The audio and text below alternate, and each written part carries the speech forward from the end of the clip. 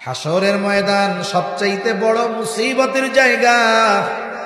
ওই দিন আমার আপনার প্রিয়জন, আপনজন, বন্ধু বান্ধব, মা বাবা, সন্তান কি করবে? আল্লাহ তাআলা কোরআনুল কারীমের মধ্যে বলেন, ইয়াউমা ইয়াফিরুল মারউ মিন আখিহি ওয়া উম্মিহি ওয়া আবিহি ওয়া সাহিবাতিহি ওয়া বানিহি লিকুল্লি ইমরিইম মিনহুম ইয়াউমাইযিন শা'নুন ইউগনি। আল্লাহ তাআলা বলেন, সেই দিন ভাই ভাইয়ের থেকে পলায়ন করবে। ওয়া উম্মিহি ওয়া আবিহি, পিতা মাতার থেকে মানুষ পলায়ন করবে।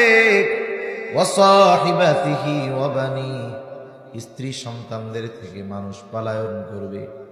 কেউ চাইবে না কোনো আপনজনের সাথে তার দেখা হয়ে যাক, প্রত্যেকেই নিজের চিন্তায় বিভোর থাকবে। শুধু তাই না, মানুষেরা আল্লাহর কাছে বলবে, আল্লাহ আপনি সব মানুষকে জাহান্নামে দিয়ে হলেও আমাকে জান্নাতে দিয়ে দেন। বলেন তো, ওই দিন আমার বাপ আমাকে চিনবে? মা আমাকে চিনবে? যেই মা দুনিয়াতে কত মোহাব্বত করে, ভালোবাসে, ওই মাও সেই দিন আমাকে আপনাকে চিনবে না। ওই দিন সবাই নফসি নফসি করবে, চিন্তিত থাকবে নিজের জন্য।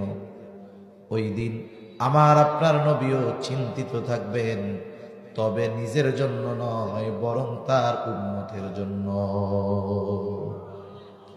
যেই দিন সবাই বলবে জাহান্নামে সবাইরে দিয়া আমারে জান্নাতে দেন আল্লাহ, ওই কঠিন মুসিবতের দিন আমার আপনার নবী উম্মতের চিন্তায় পেরেশান থাকবেন। নবী একবার দৌড়ে চলে যাবেন হাউজে কাউসারের কাছে, না জানি তার কোন উম্মত পানি পানে মাহরুম হয়ে যায়। আর একবার দৌড়ায় চলে যাবেন নবী মিজানের কাছে, না জানি কোন উম্মত ওজনের সময় ধরা পড়ে যায়।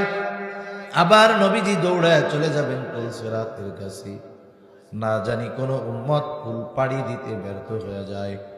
আবার নবীজি চলে যাবেন জাহান্নামের কাছে, না জানি কোন উম্মত কি জাহান্নামে দিয়ে দেওয়া হয়।